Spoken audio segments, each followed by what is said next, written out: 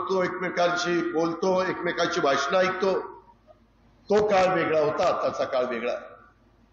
आज मी एक वेगळी भूमिका घेऊन, मी एकटा नाही, परंतु प्रफुल्ल पटेल, हसन मुश्रीफ, छगन भुजबळ, त्यामध्ये दिलीप वळसे पाटील, धनंजय मुंडे असे अनेक सहकारी, 80% पेक्षा जास्त आमदार, आम्ही ही भूमिका स्वीकारली, कारण आपले प्रश्न सुटावेत म्हणून.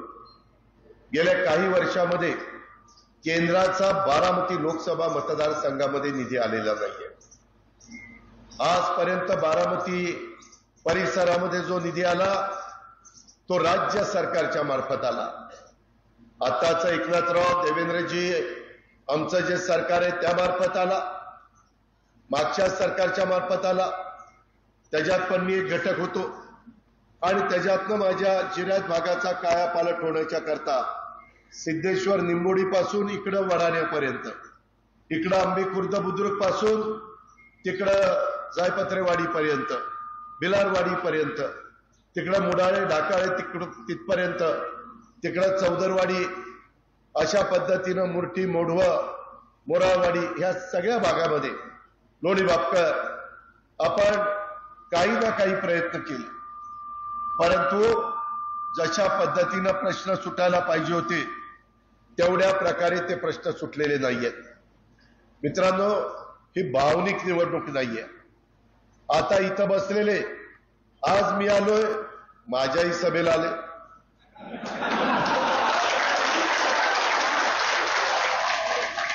मी ज्यांच्या समोर आता लढतोय ते लोक आले तर तिथंही सभेला जातात. हे दोन डगरीवर कशा करता? आपल्यात एक पद्धत आहे, कुकू एकाच लावायचं असतं. हार सगळ्यांच्या लावायच्या भानगडीमध्ये पडू नका. माझी आपल्याला नम्रतापूर्वक विनंती आहे. मी जे कालपर्यंत आमच्या बरोबर नव्हते त्यांच्या साक्षीनं, वासुदेवराव बाळासाहेब आणि सहकाऱ्यांच्या साक्षीनं सांगतो, शिवसंग्रामचे आमचे सहकारी आहेत त्यांच्या साक्षीनं सांगतो, सर्वांच्या साक्षीनं सांगतो. मित्रांनो, आज दुष्काळी परिस्थिती असताना काय समस्या आहे? काही लोक कधी तुम्हाला ओळखत नव्हती ती देखील पायाला भिंगरी बांधल्यासारखं येत आहे, वाडी वस्तीवर जात आहे, घरोघरी जात आहे. मी जेवायला येतो, मी चहाला येतो, मी नाश्त्याला येतो. ह्याच्या आधी कधी त्यांना नाश्ता, जेवण, चहा आठवला नाही. ह्याच्या आधी काय माझ्या सोपा परगणा, काय माझ्या सिरसुपा परिसर, काय माझा लोणी बापकर परिसर आणि बाकीच्या भागातल्या समस्या आहेत, ह्याच्याकडे कधी यांनी डुंकून पण बघितलं नाही. अजून पण काही जण प्रचारात येतील, तुम्ही पण आश्चर्यचकित होऊन बघाल. त्या संदर्भामध्ये माझं आपल्याला विनंती आहे की तुम्ही तुमच्या पुढच्या पिढीचं भवितव्य हे त्या ठिकाणी डोळ्यासमोर आणा. त्याच्यामध्ये पानसरे काकांचा काळ गेला, सांगुडे आबांचा काळ गेला, देवीदास कुंभार असेल, विलास खैरे असतील, अनेक जीवाभावाचे सहकारी आपल्यामध्ये आज राहिलेले नाहीये. आज इथं बबनराव आहेत, आज इथं बापूराव आहेत, बबनराव बोरकर साहेब आहेत, बापूराव चांगुडे साहेब आहेत, इतर काही मान्यवर वडीलधारी आहेत. त्याच्या संदर्भातली नवी पण पिढी आहे. नवी पिढीनं आणि या सगळ्यांनी जरा ऐकून मला काय उगीच दुपारी डोकं तापायला लागला. एक तर उन्हाने तापलंय, तू जरा गप्प बस, माझं भाषण झाल्यानंतर मला भेट, डिपार्टमेंट त्याला सांगा जरा दोन गोष्टी समजू. मित्रांनो, यामध्ये साऱ्याचा प्रश्न निर्माण झालेला आहे, पाण्याचा प्रश्न निर्माण झालेला आहे. आता सहकारी सांगत होते की आपला कालवा सल्लागार समितीमध्ये जनाई, शिरसाई, पुरंदरला जे पाणी दिलेलं आहे ते पाणी आता पिण्याकरता तरी देण्याची व्यवस्था त्या बाबतीमध्ये करा. मी पण तुमचा 32-33 वर्ष आमदार म्हणून काम करतोय. मगाशी ज्ञानेश्वर कौल्यांनी काही उल्लेख केला, काही माझ्या सहकारी मित्रांनी इथं उपोषणाला देखील बसले. त्याबद्दलचे सगळं जे काही घडलं तुम्हाला माहिती आहे. मित्रांनो, मी पण विचार केला की बाबा आपण एवढं सगळं करतोय, शासनाचा करोडो रुपयाचा निधी आपण इथं आणून देतोय, परंतु तरी माझ्या सुपा परगणा आणि जिल्ह्यात भागातल्या माझ्या लोकांच्या चेहऱ्यावर मला हसू कायमचं ठेवता येत नाही. तिथं कधी ना कधी त्यांना त्रास सहन करावा लागतोय, त्यांची पिकं जळतायत, त्यांना त्या ठिकाणी प्रतिकूल परिस्थितीमध्ये लढावं लागतंय. हे कुठंतरी थांबलं पाहिजे. मधी सासवडची सभा आमचे एकनाथराव शिंदे मी घेतलेली तुम्हाला माहिती आहे. विजयराव शिवतारेंनी काही भूमिका घेतली होती, परंतु ते का मागे गेले? विकास कामावर मागे गेले. ते म्हणले की माझे हे प्रश्न तुम्ही सोडवा. देवेंद्रजी पण होते, आम्ही वर्षा बंगल्यावर बसलो होतो, ते सोडवल्यानंतर माझं काही त्या ठिकाणी म्हणणं नाही. आणि अशा पद्धतीनं आम्ही चर्चा केली आणि त्या दिवशी तिथं गुंजवणीचं पाणी असेल, नाझऱ्यामध्ये काही पाणी सोडण्याच्या संदर्भातला प्रश्न असेल, माझं वीर धरणाचं ओव्हरफ्लोचं पाणी दरवर्षी 5 वीर धरणं भरतील एवढं, नंतर नीरा नदीवरून माझ्या नीरा नरसिंगपूरला आणि तिथून चंद्रभागेतनं पार कर्नाटकामध्ये जातं. त्याच्यामध्ये आम्ही नवीन अभ्यास केला. ह्याच्या पाठीमागे तशा मोटारी नव्हत्या. तुमच्या माझ्या घरी 3 हॉर्सपॉवर, 5 हॉर्सपॉवर, 7.5 हॉर्सपॉवर, 10 हॉर्सपॉवर, 15 हॉर्सपॉवर, 12.5 हॉर्सपॉवर, 20 हॉर्सपॉवर, 50 हॉर्सपॉवर अशा मोटारीची सवय. मित्रांनो, तुम्हाला विश्वास बसणार नाही. तुम्ही म्हणाल आज दुपारी अजित पवारला काय झालंय.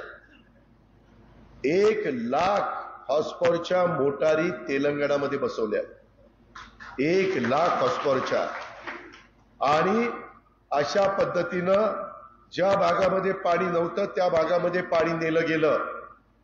ते तिथले मुख्यमंत्री पराभूत झाले, त्यांचं सरकार आलं नाही, परंतु त्यांनी पाणी नेलं.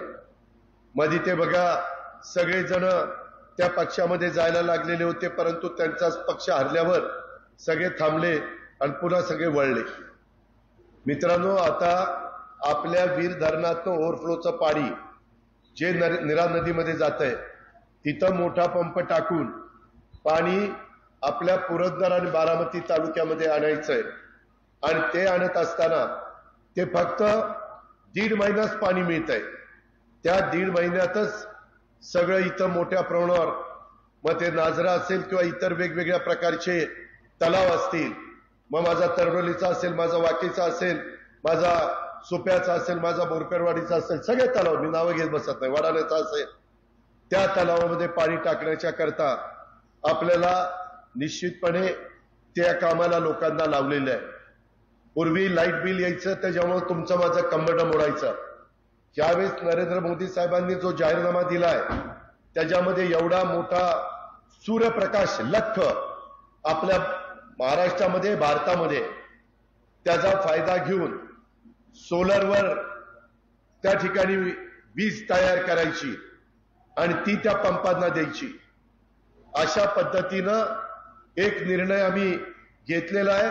आपल्या पुरंदर उपसा सिंचन योजनेला 54 कोटी रुपये त्या ठिकाणी टाकलेले आहेत. करा नदीवर बारामती तालुक्यात 13 साखळी बंधाऱ्याचं नूतनीकरण करण्याच्या करता तो निर्णय त्या ठिकाणी आपण घेतलेला आहे. त्याच्या संदर्भातलं सगळ्या गोष्टी केलेल्या आहेत.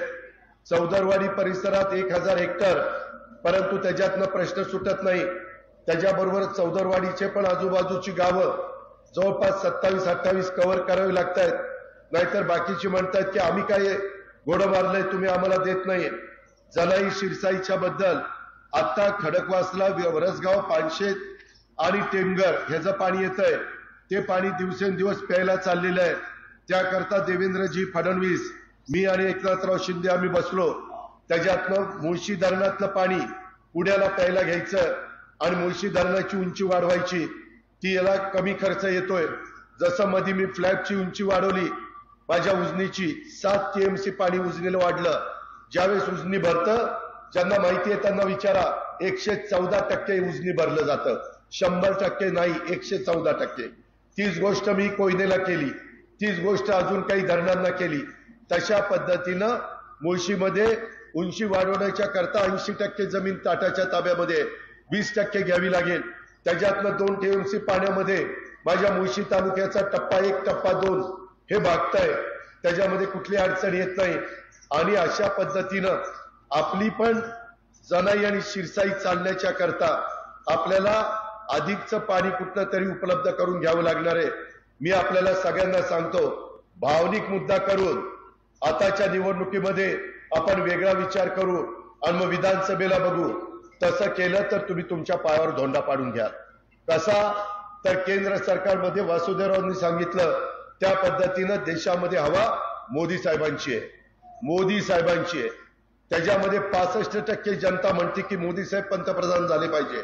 याचा अर्थ मोदी साहेब पंतप्रधान होणार.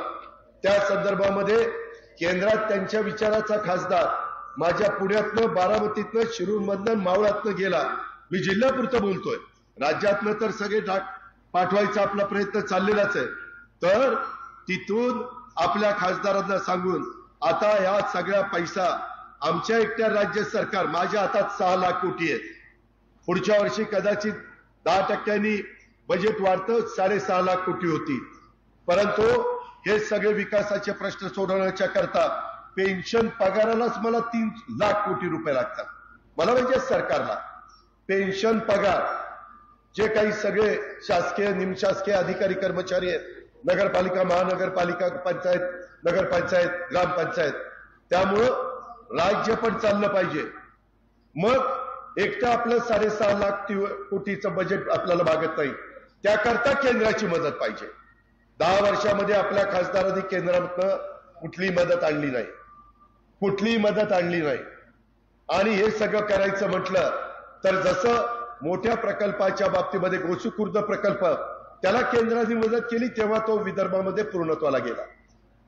मी उद्या पंतप्रधानांना सांगू शकतो, माझी त्यांची ओळख आहे, मी त्या ठिकाणी अमित भाईंना सांगू शकतो की बाबा हे आमचं दुखणं आहे आणि 50 वर्ष आम्ही प्रयत्न करतो, नाही केला असं नाही.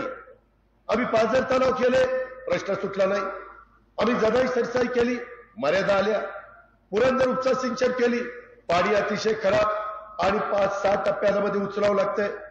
तरी देखील तिथला दुखणं आम्ही आता दूर केलंय, कारण तिथं सोलर पॅनल बसून ती वीज तयार करतोय. ज्ञानेश्वर कवले त्या मिटिंगला होता, इतर पण माझे सहकारी होते. आणि माझी प्रशासनावर पकड आहे, देवेंद्र फडणवीसांची प्रशासनावर पकड आहे. आम्ही काम करतो ते वाजून करतो. त्याच्यामध्ये एखादं नाणं असतं खणखणीत, तशा पद्धतीनं आपलं काम असतं.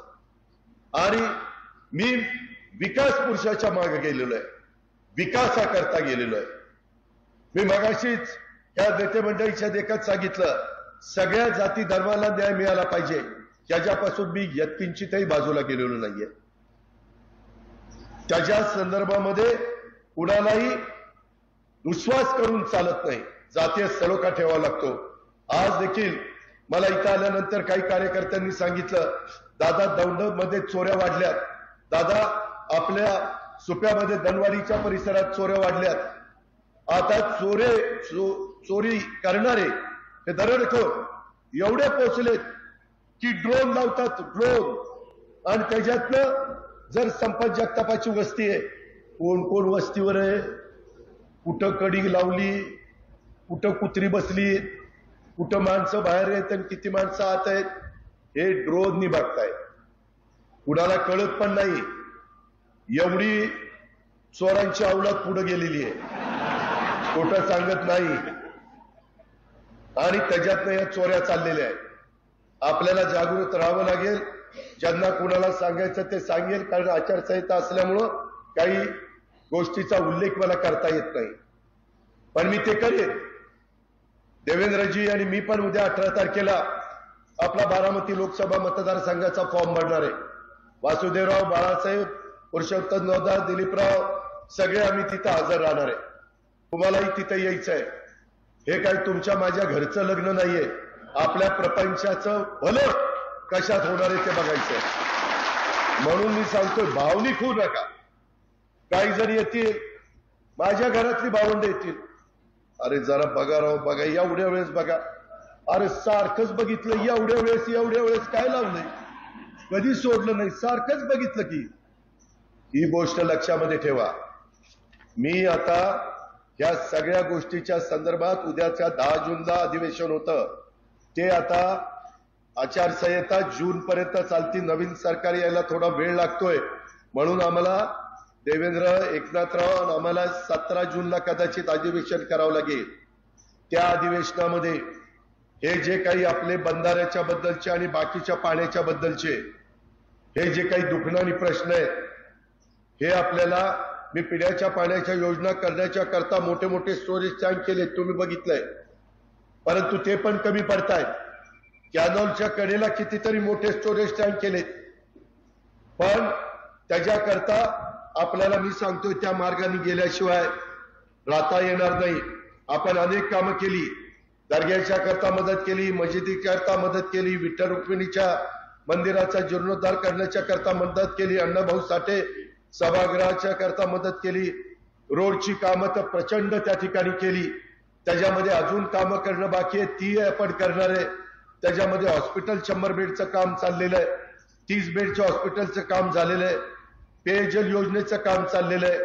त्याच्यामध्ये 50% रक्कम केंद्र सरकारची आहे. सगळे पैसे महाराष्ट्र सरकारचे नाही. कोट्यावधी रुपयाच्या योजना पेयजलच्या ज्या देशात चाललेल्या आहेत, हर घर नल ही मोदी साहेबांची योजना आहे. जर 20,000 कोटी रुपयाची कामं किंवा 50,000 कोटी रुपयाची कामं माझ्या महाराष्ट्रामध्ये चालू असतील तर 25,000 कोटी रुपये ते पाठवतात.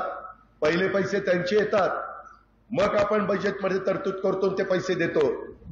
मित्रांनो, आपण आहे ते मोठं कोयना किंवा उजनी सारख्या धरणासारखं आहे आपलं बजेट, त्यांचं समुद्रासारखं आहे.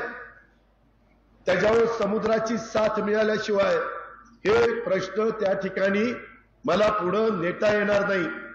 आणि ते नेण्याच्या करता उद्या मला उथळ माथ्यानी वासुदेवराला, बाळासाहेबाला, पुरुषोत्तम दादाला, माझ्या सुपा परगणा लोकांना उथळ माथ्यानी तिथं जायला पाहिजे की आता तुमच्या विचाराचा खासदार दिला, आता आम्हाला पैसे द्या, आता आमची ही कामं करा. आम्हाला त्या ठिकाणी वेळ पडली तर वर्ल्ड बँकेचे पैसे डायरेक्ट आम्हाला घेता येत नाही, केंद्र सरकारच्या मार्फत घेता येतात. जायका जपान गव्हर्नमेंट 0.5% पैसे देतं. किती? 0.5%. जे आपण तिथे 1,000 कोटी रुपये पुण्यामध्ये आणले तसे पैसे आणावे लागले तर त्या पद्धतीनं केंद्राची मदत लागते. काही काही जण सांगतील आपल्यातले पण केंद्रामध्ये होते, पण त्यावेळेस तशा पद्धतीनं प्रश्नाची सोडवणूक झाली नाही. ही गोष्ट नाकारता येणार नाही. ठीक आहे, आपलं आहे तर आहे ना, परंतु आपलं जळतंय ना, ते कुणी वाचवायचं? सुपाकरांनो, मला माहिती आहे, मी सगळा आढावा घेत असतो. त्याच्यामध्ये वेगवेगळ्या गावात काय चाललंय, कसं चाललंय, कुठं काय काय पाणी झिरपतंय, कुठं कोण गप्पा मारताना काय मारतंय, असं नाहीये. तुम्ही जर आत्ताची संधी आहे, आपल्याला विमानतळ करायचंय, केंद्राची मदत पाहिजे. आपल्याला टर्मिनल करायचंय, केंद्राची मदत पाहिजे. आपली बारामती फलटण रेल्वे धुळकात पडली होती. ज्यावेळेस मी सरकारमध्ये त्यांच्याबरोबर गेलो आणि सांगितलं मोदी साहेब हे काम मला करून पाहिजे, मोदी साहेबांनी ऑनलाईन त्या दिवशी भूमिपूजन केलं. इतके वर्ष काम झालं नाही, याचा विचार तुम्ही केला पाहिजे. मला घसा कोरडा करायला काही मी मोकळा नाहीये. जे खरं आहे, मी तुमचं नेतृत्व करतोय 7 टर्म, मला माझ्या लोकांना समजून सांगण्याची गरज आहे, म्हणून सांगतोय भावनिक होऊ नका. त्याच्या संदर्भामध्ये त्या रेल्वेचं काम सुरू झालंय. जाहीरनाम्यामध्ये अनेक वंदे भारत ट्रेन सुरू करायच्या, आपल्याला पुन्हा दौंड लोकल सुरू करायची.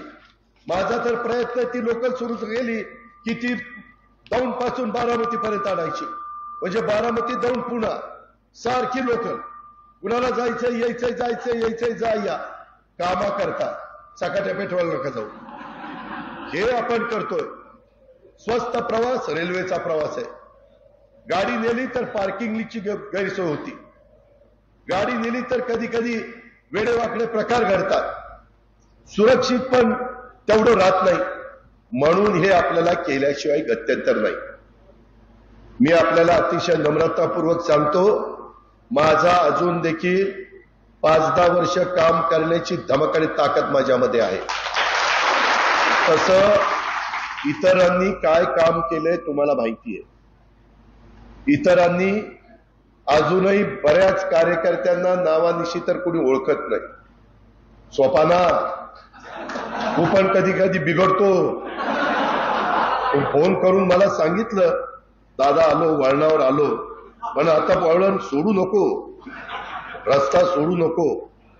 तुलाही भावनिक करतील, तुला तर मोठं पुढारी व्हायचंय. आपली गावात दौडला असताना तो इलेक्शनला लढायचा, फॉर्म भरायचा. ठीक आहे. दुसरी गोष्ट मित्रांनो, मी अनेक बाबी आता बबनराव बोरकर बसलेत. CSR मध्ये किती कोटी रुपये त्यांना दिले? कुणी दिले? तरडोलीच्या परिसरामध्ये बंद पाईपलाईन मधून कुणी पैसे मंजूर करून आणले? परवा 3-4 कोटी रुपये मंजूर केले. कशाला म्हणतात 3-4 कोटी रुपये? अरे 5 रुपये 5 कुणाला कोण देत नाही. आणि आज कोट्यावधी मी कशामुळे करतो? आज त्यांची मोठ्या लोकांची माझी ओळख झाली. इतक्या दिवस माझी ओळख मोठ्यांची नव्हती. मी आपला खाली कार्यकर्ता म्हणून काम करत होतो. तुम्ही जरा आत्मचिंतन आत्मपरीक्षण करा. 90 ला मी राजकारण सुरू केलं.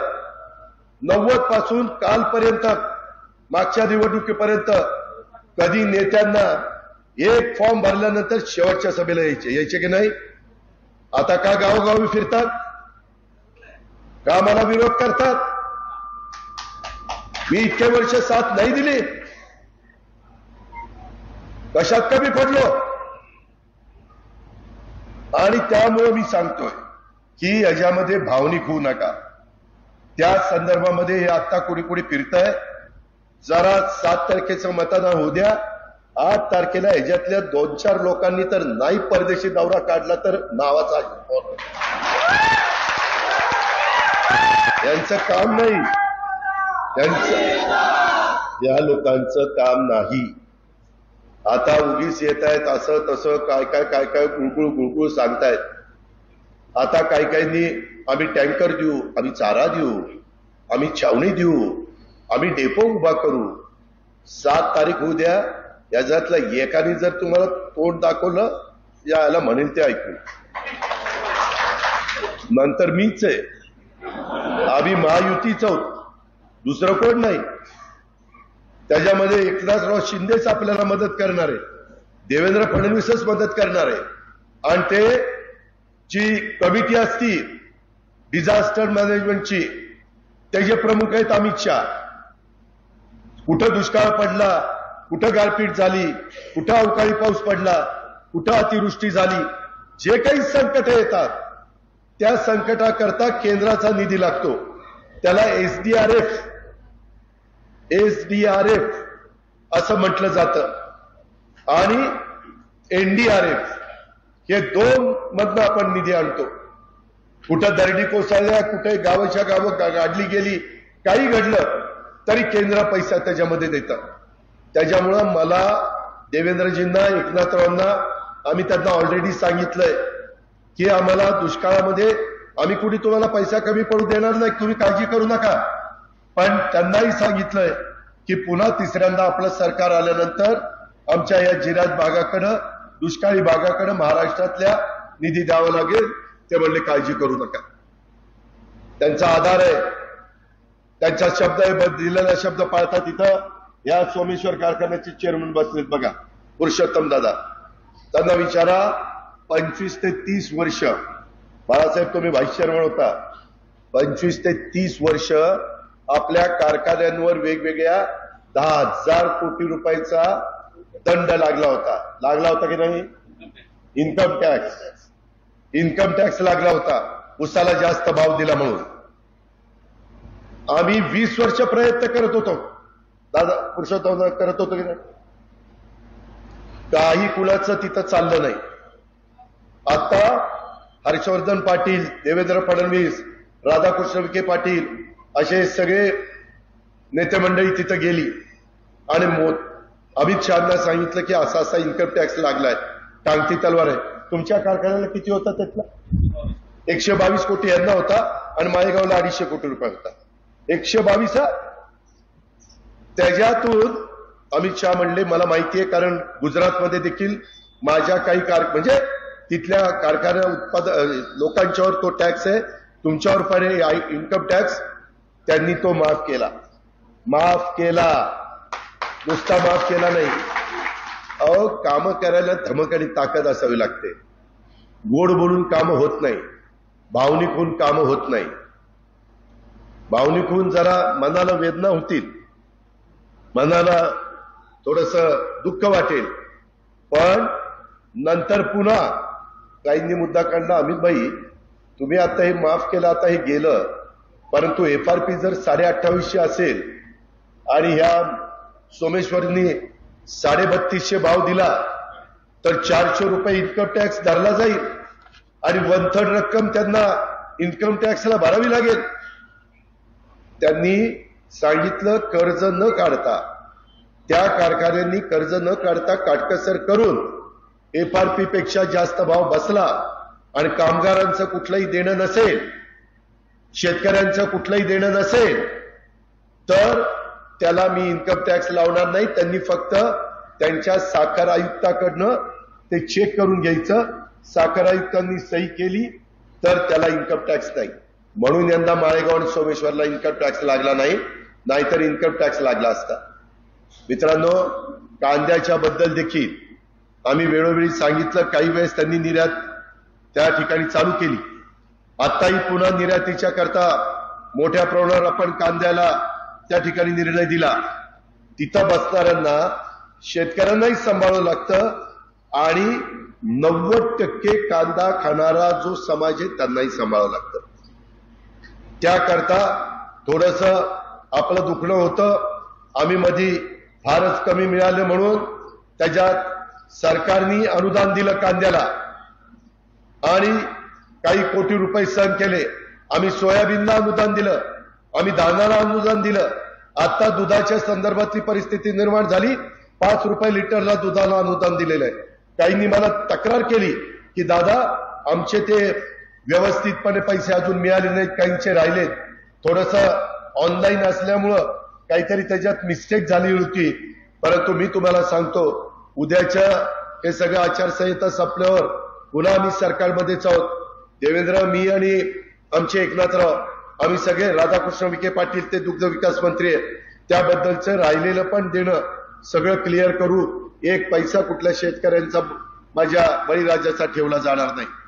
अशा पद्धतीनं काम करत असताना आता मोदी साहेबांनी 300 युनिट पर्यंत गरीब जे वीज वापरतात त्यांना मोफत वीज देण्याचा निर्णय घेतलाय. मोफत वीज. आणि नरेंद्र मोदी साहेब जे बोलतात ती मोदी साहेबांची गॅरंटी आहे. ते म्हणतात मोदी की गॅरंटी आणि लोक टाळ्या वाजवतात. लोकांना विश्वास आहे. इथं जसं तुम्हाला अजित पवार की गॅरंटीचा विश्वास आहे, तसा तिथं मोदी की गॅरंटी. आता आपल्याला आपली गॅरंटी, तिथली गॅरंटी, तिथला फायदा उठवायचा. हे दुसरं कोणी उठू शकत नाही. दुसरं कोणी उठू शकत नाही. वेळ होतो याची मला जाणीव, पण मी तुम्हाला ह्याच्यात शिरावं म्हणून सांगतोय. इथनं ऐकून इथं काढू नका बाहेर. आणि पुन्हा येणे माझ्या मागल्या आहेच. दादा ही तिकडे गेला आणि दादा ही इकडे गेला. गाव पातळीचे प्रश्न आहेत. मी जर कुठे मदत करत असेल, कमी मदत झाली तर माझ्यावर नाराजी आहे. 25-15चा पैसाच आम्हाला दिला, हे कामच आम्हाला दिलं नाही, हे काम दुसऱ्यालाच दिलं, टेंडरच आम्हाला भरून दिलं नाही. असल्या काही काही गोष्टी मला माझ्या सहकाऱ्यांनी पण सांगितल्या आणि भाजपच्या पण माझ्या मित्रपक्षांनी माझ्या कानावर घातल्या. त्या मी दुरुस्त करीन.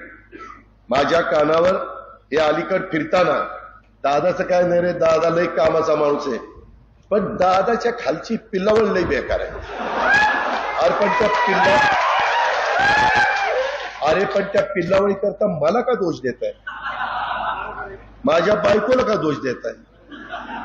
तिला काय घोडं मारलंय? त्याकरता ग्रामपंचायतीच्या निवडणुकीत बघू त्या पिल्लावळीचं काय करायचंय.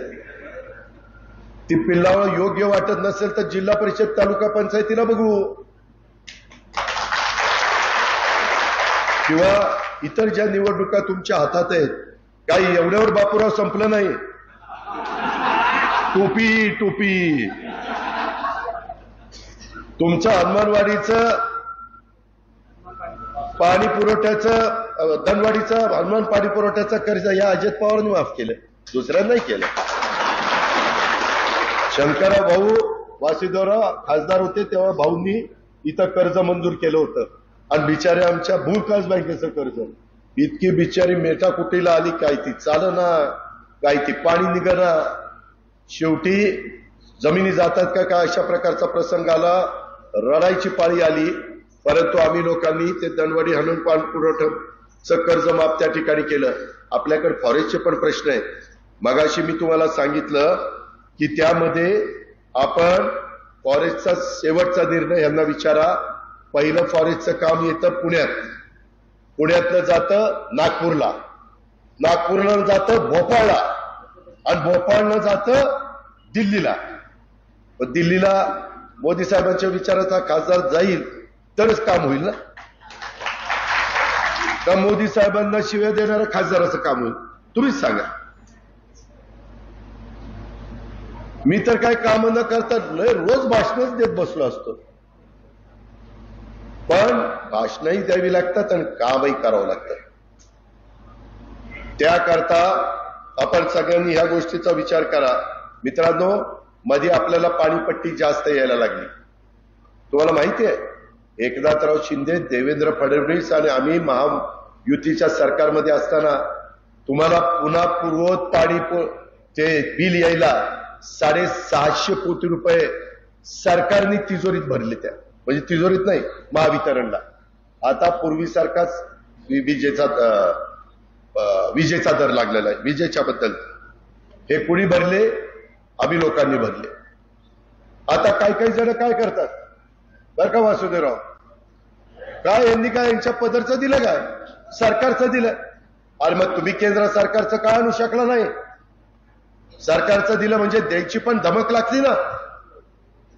आणि मला फक्त बारामती तालुक्यात नाही तर आमचा दौंड असेल, पुरंदर असेल, इंदापूर असेल, खडकवासला असेल, बोरवेला, मुळशी असेल, त्या सगळ्या भागामध्ये आपल्याला बदल करायचा. आणि तशा प्रकारचा शब्द सासवडला एकनाथरावांनी मी आणि वर्षा बंगल्यावर देवेंद्र असताना दिलेला. त्याकरता ही निवडणूक बाबांनो महत्वाची आहे. आता इथं काही लोकांनी वेगवेगळी निवेदन दिली की पाण्याचा प्रश्न आहे. दादा, कित्येक वर्ष आम्ही पाण्यासाठी तडफडतोय, आता मात्र आपण ही परिस्थिती बदलावी अशी आमची आग्रहाची मागणी आहे. कायमस्वरूपी काहीतरी तोडगा काढा. इथून मागे आम्ही तुमच्याबरोबर होतो, इथून पुढे हा जन्म आम्ही राहू, परंतु आमचं तडपणं बंद करा. पाण्याचा प्रश्न खूप ज्वलंत आहे, त्यासाठी मार्ग काढा. म्हणूनच हे अभ्यास करून हा सगळा मार्ग काढलाय.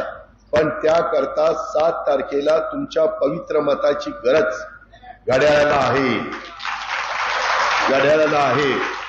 तुम्ही आता गार्डी साहेब, तुम्ही पांडुरंगा, त्याच्या संदर्भात या सगळ्यांना जरा व्यवस्थित सांगा.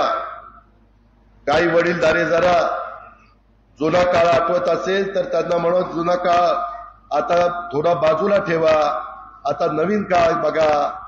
आता सासूचे 4 दिवस संपलेत, आता सुनेचे 4 दिवस येऊ द्या असं सांगा ना.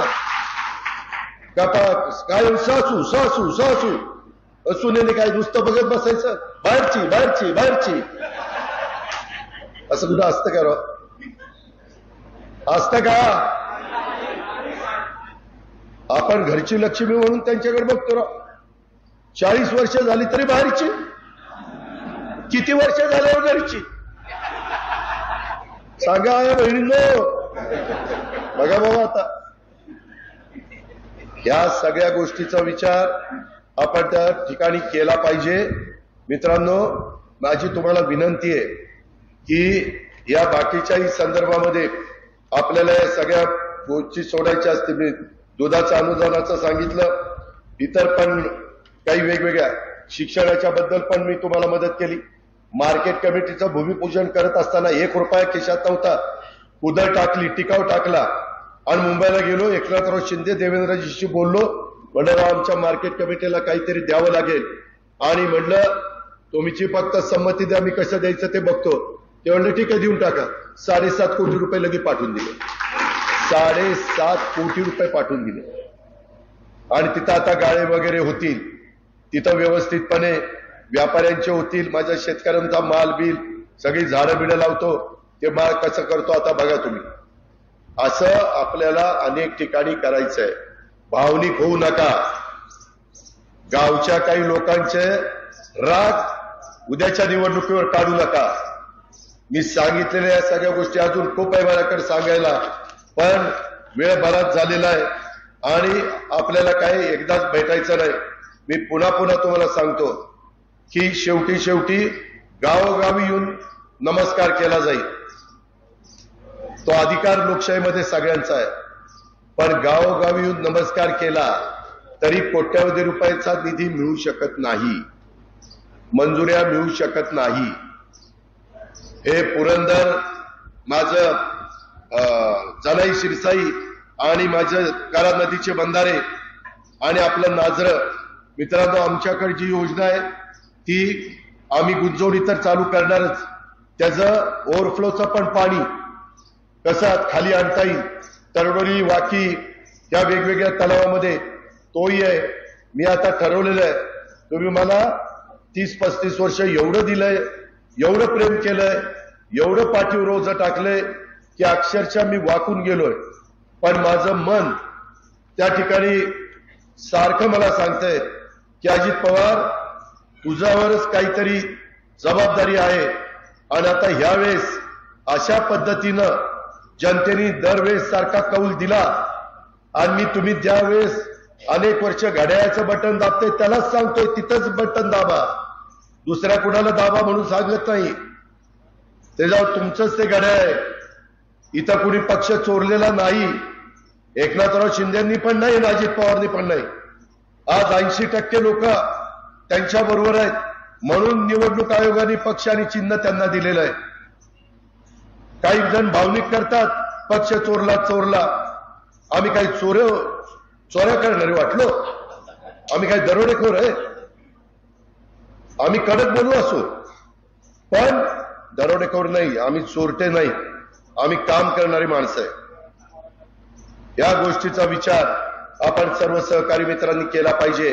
आणि आज खऱ्या अर्थाने आज दिलीप खैरे आणि बाकीच्यांनी सांगितलं होतं की दादा एकत्रपणे महायुती जे आहे त्या घटक पक्षांचा मेळावा घ्या. आणि तो खरं मेळावा ती राहिलं बाजूलाच, ही आपलं तिसरंच सुरू झालंय. पण त्याही बाबतीत मी भाजपच्या आणि शिवसेनेच्या आणि इतर घटक पक्षांच्या, शिवसंग्राम असेल, आरपीआय असेल, त्यांना सगळ्यांना सांगेन की आपण चांगल्या कामाच्या करता एकत्र आलेलो आहे, विकास कामाच्या करता एकत्र आलेलो आहे. माग जरी वाद घातलेला असो, भांडला असो, एकमेकाला पराभूत केला असो, आणखीन काही केलेलं असेल तर झालं गेलं, गंगेला मिळालं. आता मोदींना पंतप्रधान करायचंय आणि आपले हे सगळ्या प्रश्नाची सोडवणूक करायची. याकरता ही निवडणूक अतिशय महत्वाची आहे. एवढ्या पुरतं नाही, मित्र परिवार, भावकी, सोयरे, दायरे सगळ्यांना त्या ठिकाणी सांगा, जातीचा, पातीचा, नात्याचा, गोत्याचा विचार करू नका. मला अल्पसंख्याक समाजाला सांगायचंय, अजिबात काही चुकीचा प्रचार करण्याचा प्रयत्न करतील, मी तुमच्या पाठीशी काही चुकीचं होऊन देणार नाही. माझ्यावर विश्वास ठेवा. ही गोष्ट आपण सगळ्यांनी ध्यानामध्ये घ्या. मोठ्या प्रमाणावर गुंतवणूक होणारे कारखाने आपल्याला आणायचे, त्याच्यातनं आपल्याला रोजगार निर्माण करायचा आहे. काही जण म्हणतात लोकसभेला इकडे द्या, विधानसभेला दादाला द्या. नाही, लोकसभेला पण मलाच पाहिजे, विधानसभेला त्यावेळेस काय विचार करायचा ते करू. लोकसभेला मलाच पाहिजे. का तर केंद्राचा निधी आणायचा आहे, का तर तिथं मोठा निधी आहे तो आणायचा आहे. ते आणल्याशिवाय कायमचं पाण्याचं दुखणं बापूराव सुटणार नाही, बबनराव सुटणार नाही. हे आपण सगळ्यांनी लक्षात घ्या. बरोबर ना सोपाना? अरे हसना जरा तुझ्या आयला. आणि कुठली वाडी त्यामध्ये सगळं कळतं, कुठल्या बूथवर काय झालं ते. ते काय झाकून राहत नाही, त्याच्यावर कुठं कुठं थांब सोपाने मी बोलतो. नमस्कार. सोपांची अलीकडे तब्येत सुधारली. त्या संदर्भामध्ये मी तुम्हाला सांगेन, तुम्ही जरी म्हणला की दादा काळजी करू नका, सगळ्याला समजून सांगू, अमक करू, तरुणांनाही समजून सांगा, वडीलधारांना समजून सांगा, आय वडील तुम्ही पण सगळ्यांना समजून सांगा. आणि तुम्हाला पुढं ही कामाची जे काही आपली परंपरा आहे ही टिकवायची असेल, उद्या अधिवेशन आपलं निवडणूक संपल्यावर 25-15चा नवीन वर्षाचा निधी पाहिजे असेल, त्याच्या संदर्भातला उद्या विकासाचा निधी पाहिजे असेल, तर ते महायुतीचं सरकार देणार आहे.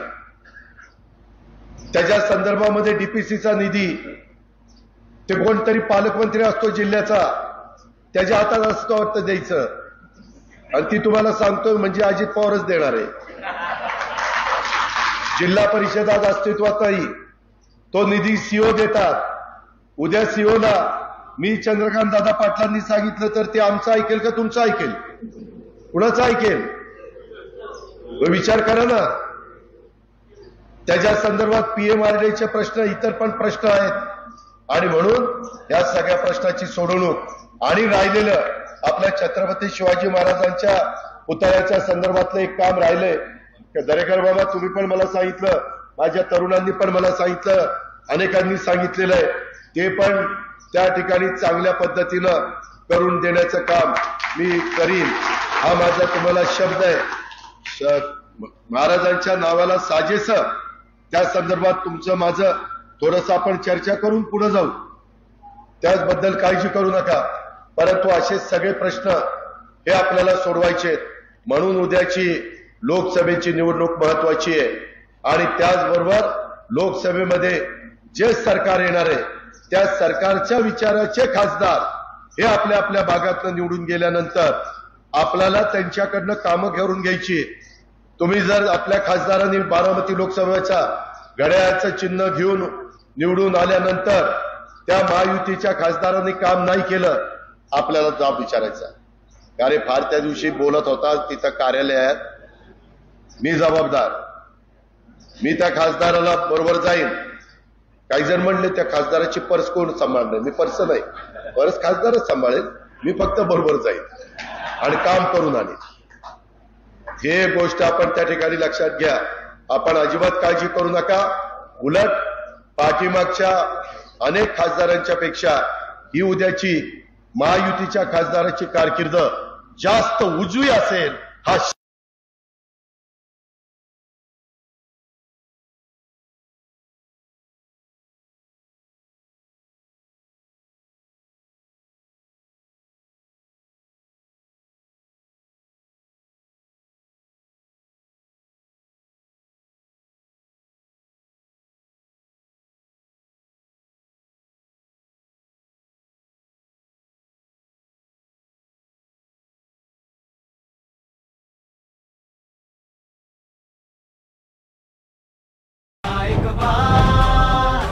कमळाचे बटन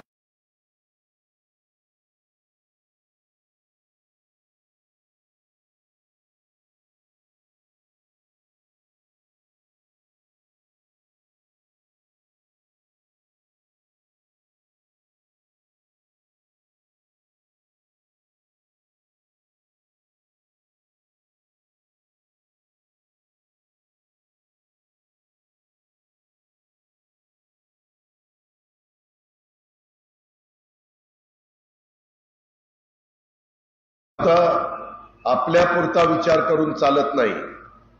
तर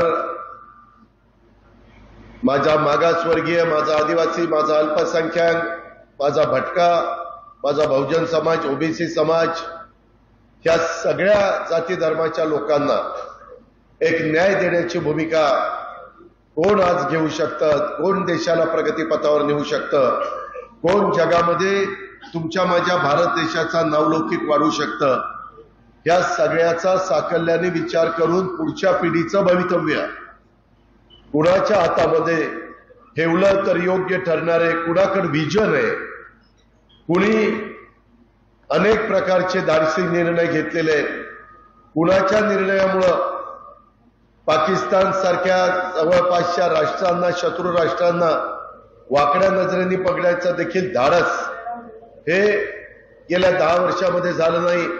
एकदा झालं त्यावेळेस पुलवामा करून कशा पद्धतीनं त्यांचं कंबरडं मोडण्याचं काम केलं हा सगळा इतिहास आहे. 371वा कलम माफ करण्यात आलं.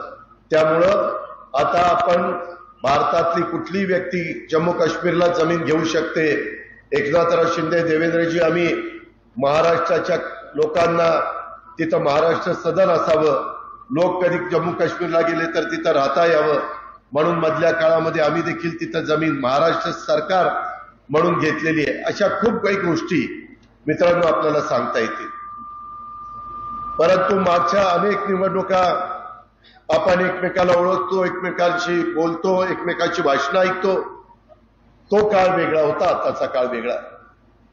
आज मी एक वेगळी भूमिका घेऊन, मी एकटा नाही परंतु प्रफुल्ल पटेल, हसन मुश्रीफ, छगन भुजबळ, त्यामध्ये दिलीप वळसे पाटील, धनंजय मुंडे असे अनेक सहकारी, 80% पेक्षा जास्त आमदार, आम्ही ही भूमिका स्वीकारली कारण आपले प्रश्न सुटावेत म्हणून. गेल्या काही वर्षामध्ये केंद्राचा बारामती लोकसभा मतदारसंघामध्ये निधी आलेला नाहीये. आजपर्यंत बारामती परिसरामध्ये जो निधी आला तो राज्य सरकारच्या मार्फत आला. आताच एकनाथराव, देवेंद्रजी, आमचं जे सरकार आहे त्या मार्फत आला, मागच्या सरकारच्या मार्फत आला. त्याच्यात पण मी एक घटक होतो आणि त्याच्यातनं माझ्या जिल्ह्यात भागाचा कायापालट होण्याच्या करता सिद्धेश्वर निंबोडी पासून इकडं वडाण्यापर्यंत, इकडं आंबे खुर्द बुद्रुक पासून तिकडं जायपत्रेवाडी पर्यंत, बिलारवाडी पर्यंत, तिकडं मुडाळे ढाकाळे तिथपर्यंत, तिकडं चौदरवाडी, अशा पद्धतीनं मुर्टी, मोढवं, मोराळवाडी ह्या सगळ्या भागामध्ये लोणी बापकर आपण काही ना काही प्रयत्न केले. परंतु जशा पद्धतीनं प्रश्न सुटायला पाहिजे होते तेवढ्या प्रकारे ते प्रश्न सुटलेले नाहीयेत. मित्रांनो, ही भावनिक निवडणूक नाहीये. आता इथं बसलेले, आज मी आलोय, माझ्याही सभेला आले.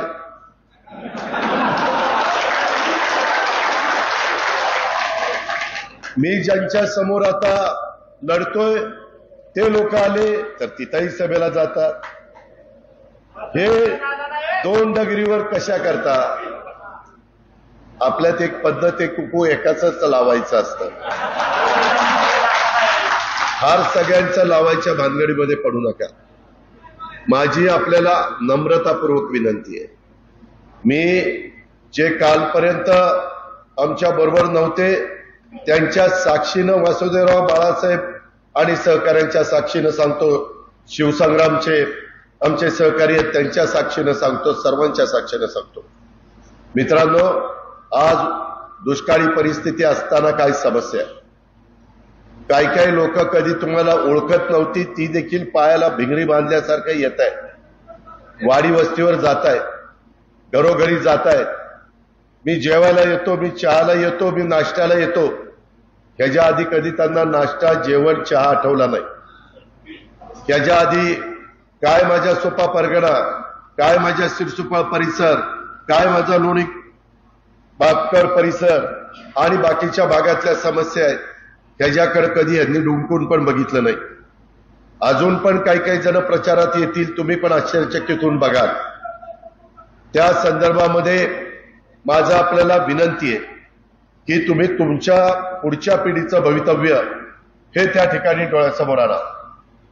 त्याच्यामध्ये पानसरे काकांचा काळ गेला, सांगुडे आबांचा काळ गेला, देवीदास कुंभार असेल, विलास खैरे असतील, अनेक जीवाभावाचे सहकारी आपल्यामध्ये आज राहिलेले नाहीये. आज इथं बबनराव आहेत, आज इथं बापूराव आहेत, बबनराव बोरकर साहेब आहेत, बापूराव चांगुडे साहेब आहेत, इतर काही मान्यवर वडीलधारी आहेत. त्याच्या संदर्भातली नवी पण पिढी आहे. नवी पिढीनं आणि या सगळ्यांनी जरा ऐकून मला काय उगीच दुपारी डोकं तापायला लागला. एक तर उन्हाने तापलंय, तू जरा गप्प बस, माझं भाषण झाल्यानंतर मला भेट. डिपार्टमेंट त्याला सांगा जरा 2 गोष्टी समजू.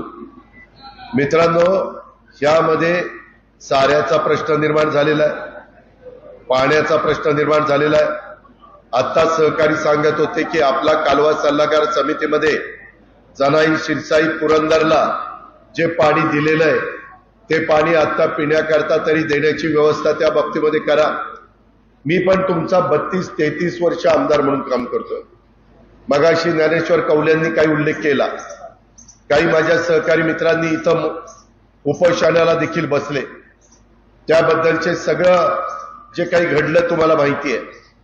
मित्रांनो, मी पण विचार केला की बाबा आपण एवढं सगळं करतोय, शासनाचा करोडो रुपयाचा निधी आपण इथं आणून देतोय, परंतु तरी माझ्या सुपा परगणा आणि जिल्ह्यात भागातल्या माझ्या लोकांच्या चेहऱ्यावर मला हसू कायमचं ठेवता येत नाही. तिथं कधी ना कधी त्यांना त्रास सहन करावा लागतोय, त्यांची पिकं जळतायत, त्यांना त्या ठिकाणी प्रतिकूल परिस्थितीमध्ये लढावं लागतंय. हे कुठंतरी थांबलं पाहिजे. मध्ये सासवडची सभा आमचे एकनाथराव शिंदे, मी घेतलेली तुम्हाला माहिती आहे, विजयराव शिवतारेंनी काही भूमिका घेतली होती, परंतु ते का मागे गेले? विकास कामावर मागे गेले. ते म्हणले की माझे हे प्रश्न तुम्ही सोडवा. देवेंद्रजी पण होते, आम्ही वर्षा बंगल्यावर बसलो होतो, ते सोडवल्यानंतर माझं काही त्या ठिकाणी म्हणणं नाही. आणि अशा पद्धतीनं आम्ही चर्चा केली आणि त्या दिवशी तिथं गुंजवणीचं पाणी असेल, नाझऱ्यामध्ये काही पाणी सोडण्याच्या संदर्भातला प्रश्न असेल, माझं वीर धरणाचं ओव्हरफ्लोचं पाणी दरवर्षी 5 वीर धरणं भरतील एवढं, नंतर नीरा नदीवरून माझ्या नीरा नरसिंगपूरला आणि तिथून चंद्रभागेतनं पार कर्नाटकामध्ये जातं. त्याच्यामध्ये आम्ही नवीन अभ्यास केला. ह्याच्या पाठीमागे तशा मोटारी नव्हत्या. तुमच्या माझ्या घरी 3 हॉर्सपॉवर, 5 हॉर्सपॉवर, 7.5 हॉर्सपॉवर, 10 हॉर्सपॉवर, 15 हॉर्सपॉवर, 12.5 हॉर्सपॉवर, 20 हॉर्सपॉवर, 50 हॉर्सपॉवर अशा मोटारीची सवय. मित्रांनो, तुम्हाला विश्वास बसणार नाही. तुम्ही म्हणाल आज दुपारी अजित पवारला काय झालंय? 1 लाख हॉर्सपॉवरच्या मोटारी तेलंगणामध्ये बसवल्या. 1 लाख हॉर्सपॉवरच्या. आणि अशा पद्धतीनं ज्या भागामध्ये पाणी नव्हतं त्या भागामध्ये पाणी नेलं गेलं. ते तिथले मुख्यमंत्री पराभूत झाले, त्यांचं सरकार आलं नाही, परंतु त्यांनी पाणी नेलं. मध्ये ते बघा सगळेजण त्या पक्षामध्ये जायला लागलेले होते, परंतु त्यांचाच पक्ष हरल्यावर सगळे थांबले आणि पुन्हा सगळे वळले. मित्रांनो, आता आपल्या वीर धरणातनं ओव्हरफ्लोचं पाणी जे नीरा नदीमध्ये जातंय, तिथं मोठा पंप टाकून पाणी आपल्या पुरंदर आणि बारामती तालुक्यामध्ये आणायचंय. आणि ते आणत असताना ते फक्त 1.5 महिनाच पाणी मिळतंय. त्या 1.5 महिन्यातच सगळं इथं मोठ्या प्रमाणावर, मग ते नाझरा असेल किंवा इतर वेगवेगळ्या प्रकारचे तलाव असतील, मग माझा तरडोलीचा असेल, माझा वाकीचा असेल, माझा सुप्याचा असेल, माझा बोरकरवाडीचा असेल, सगळे तलाव, मी नावं घेत बसत नाही, वाडाण्याचा असेल, त्या तलावामध्ये पाणी टाकण्याच्या करता आपल्याला निश्चितपणे त्या कामाला लोकांना लावलेलं आहे. पूर्वी लाईट बिल यायचं, त्याच्यामुळे तुमचं माझं कंबरडं मोडायचं. यावेळेस नरेंद्र मोदी साहेबांनी जो जाहीरनामा दिलाय त्याच्यामध्ये एवढा मोठा सूर्यप्रकाश लख्ख आपल्या महाराष्ट्रामध्ये, भारतामध्ये, त्याचा फायदा घेऊन सोलरवर त्या ठिकाणी वीज तयार करायची आणि ती त्या पंपांना द्यायची. अशा पद्धतीनं एक निर्णय आम्ही घेतलेला आहे. आपल्या पुरंदर उपसा सिंचन योजनेला 54 कोटी रुपये त्या ठिकाणी टाकलेले आहेत. करा नदीवर बारामती तालुक्यात 13 साखळी बंधाऱ्याचं नूतनीकरण करण्याच्या करता तो निर्णय त्या ठिकाणी आपण घेतलेला आहे. त्याच्या संदर्भातलं सगळ्या गोष्टी केलेल्या आहेत. चौदरवाडी परिसरात 1000 हेक्टर, परंतु त्याच्यातनं प्रश्न सुटत नाही. त्याच्याबरोबर चौदरवाडीचे पण आजूबाजूची गावं जवळपास 27-28 कव्हर करावी लागत आहेत. नाहीतर बाकीची म्हणतात की आम्ही काय घोडं मारलंय, तुम्ही आम्हाला देत नाही. जनाई, शिरसाईच्या बद्दल आता खडकवासला, वरसगाव, पानशेत आणि टेमघर ह्याचं पाणी येतंय. ते पाणी दिवसेंदिवस प्यायला चाललेलं आहे. त्याकरता देवेंद्रजी फडणवीस, मी आणि एकनाथराव शिंदे आम्ही बसलो. त्याच्यातनं मुळशी धरणातलं पाणी पुण्याला प्यायला बसा